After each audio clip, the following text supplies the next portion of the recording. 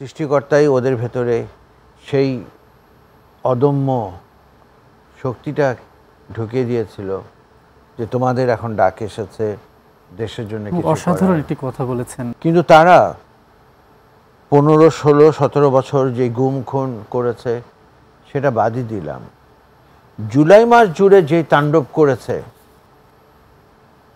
এটার জন্য তাদেরকে ক্ষমা করার কোনো সুযোগ নাই, কোনো সুযোগ নাই। আমি জানি আমার কোনো কথাই আপনাকে আসলে সান্ত্বনা দিতে পারবে না, কিন্তু বাবা হিসেবে আপনি দোয়া করবেন যাতে যারা আহত হয়েছে এরকম সবাইকেই যেন আমরা ভালোভাবে সহযোগিতা করতে পারি এবং দেশটাকে যেন আমরা উন্নত করতে পারি। সবচেয়ে বড় কথা হচ্ছে এই আবুল বাশার যে কথাটা বলল যে আমাদের ভেতরে দেশপ্রেম জাগ্রত হয়েছিল। আমি কিন্তু সবসময় বিভিন্ন টকশোতে বলেছি যে আমাদের সবচেয়ে বড় অভাব হচ্ছে দেশপ্রেমের, কিন্তু বাশার যে কথাটা বলল যে আমাদের ভেতরে দেশপ্রেম জাগ্রত হয়েছিল, এই যে দেশপ্রেম জাগ্রত হওয়া এটা কিন্তু একটা ভিন্ন ব্যাপার। আপনি ওকে প্রশ্ন করেছিলেন যে এটা কি করে, এই শক্তি কোথা থেকে পেলেন? আসলে এটা ঐশ্বরিক একটা ব্যাপার।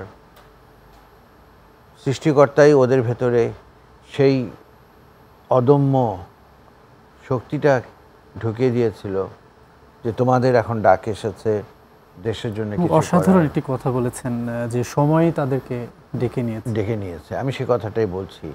মানে আমি খুব খুশি হয়েছি আবুল বাশার যে আমি এর আগে কিন্তু বলতাম যে বাংলাদেশের সবার ভেতরে একটা বড় অভাব হলো দেশপ্রেমের, কিন্তু জুলাই 2024 প্রমাণ করে দিয়েছে যে না, দেশপ্রেম আছে, কিন্তু আমাদের দেশীয় নেতা নাই, আমাদের লিডারশিপের প্রচণ্ড রকম অভাব।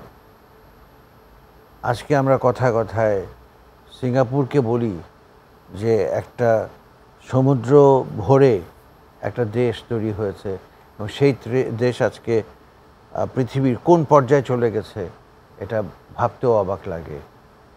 আমরা মালয়েশিয়ার উদাহরণ দেই, একটাই কারণ তাদের সবার ভেতরে দেশপ্রেম ছিল এবং বিশেষ করে তাদের যে নেতা, তাদের লিডারশিপ।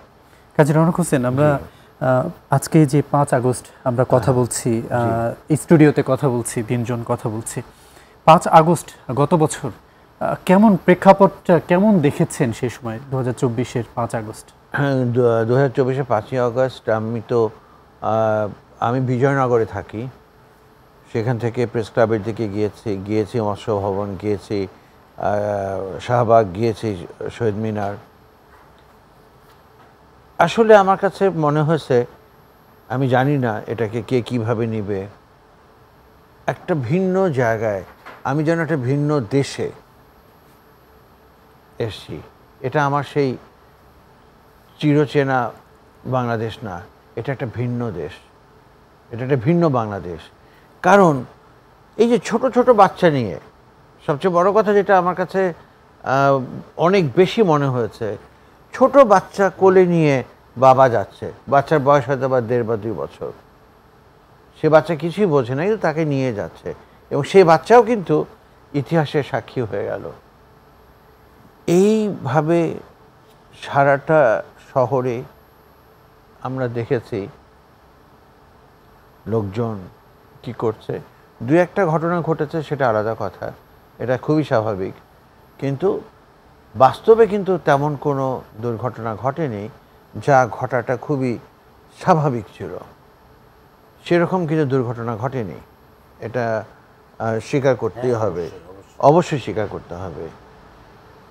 পরবর্তীকালে কিন্তু যে ওনাদের চিকিৎসা বা এই সমস্ত ব্যাপারে অনেক অভিযোগ আছে, কিন্তু অভিযোগের ঊর্ধ্বে উঠে আমি যে কথাটা বলবো, শুধু আপনারা চিন্তা করেন, আজকে আমার পাশে বসে আছেন একজন সন্তানকে বিসর্জন বলেন, আত্মাহুতি বলেন, সেই বাবা, এবং বাবার কাঁধে যে ছেলের লাশ কত ভারী সেটা শুধুমাত্র বাবাই বুঝতে পারে, অন্য কেউ বুঝতে পারে না।